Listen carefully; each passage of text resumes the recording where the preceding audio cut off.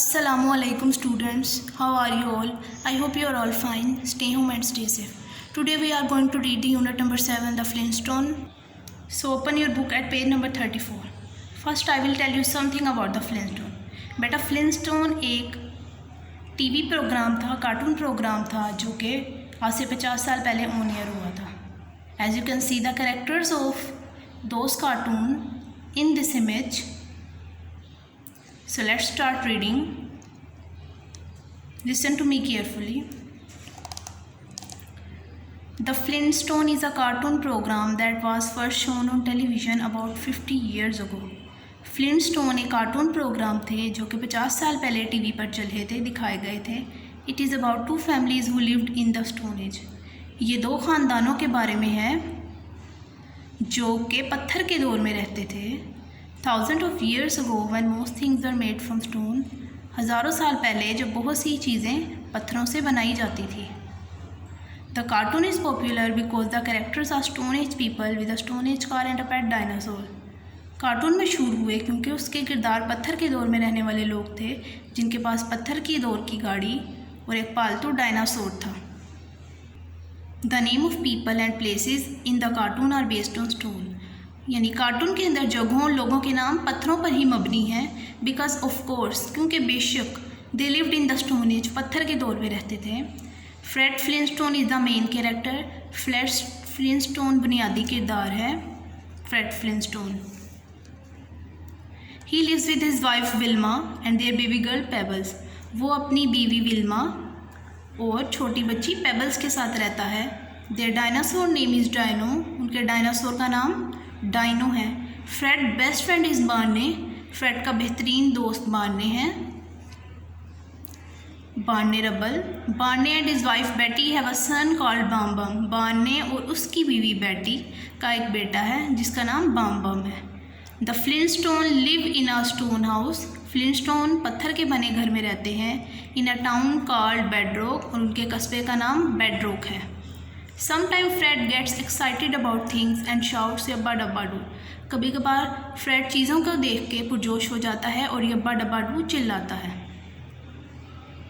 Fred और Barney travel in Fred stone age car. Fred और Barney Fred की पत्थर की दौड़ की गाड़ी में सफ़र करते हैं. It is made of rocks and wood and has no engine. ये चट्टानों और लकड़ी से बनी है और इसमें कोई इंजन नहीं है. Fred and Barney have to use their feet to move the car. Fred और बार्ने को गाड़ी चलाने के लिए अपने पैरों का इस्तेमाल करना पड़ता है क्योंकि वो पत्थर के दौर में रहते थे. वहाँ कोई इंजन वगैरह तो होता नहीं था. The Fred Flintstone cartoon was 50 years old in 2010. Flintstone cartoon 2010 में पूरे 50 साल पुराने हो गए थे. And because people like it so much, क्योंकि लोगों ने उन्हें बहुत ज़्यादा पसंद करना शुरू कर दिया था. It was decided to bring it back again. तो ये फैसला किया गया कि इन्हें दोबारा लगाया जाएगा. Come to the Stone Age in Ireland. So I will tell you something facts about the people who came in the Ireland in the Stone Age. The first people came to Ireland about 10,000 years ago during the Stone Age. पत्थर के दौर में पहले लोग जो Ireland आए थे वो करीबन 10,000 साल पहले आए थे. They used tools and weapons made of stone. वो पत्थर के बने हथियार और औजार इस्तेमाल करते थे. They hunted animals and gathered wild food. वो जानवरों का शिकार करते थे और जंगली खुराक को इकट्ठा करते थे because they had to survive in that age. Later Stone Age people farmed and built homes to live in. बाद में पत्थर के दौर के लोगों ने खेती बाड़ी शुरू की और घरों में रहने के लिए घरों को तामीर करना शुरू कर दिया.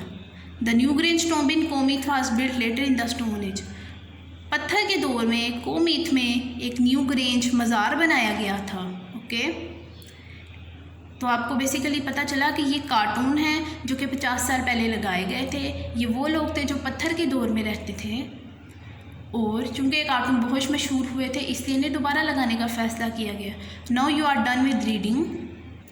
Let's move to the words meaning. The first word is popular.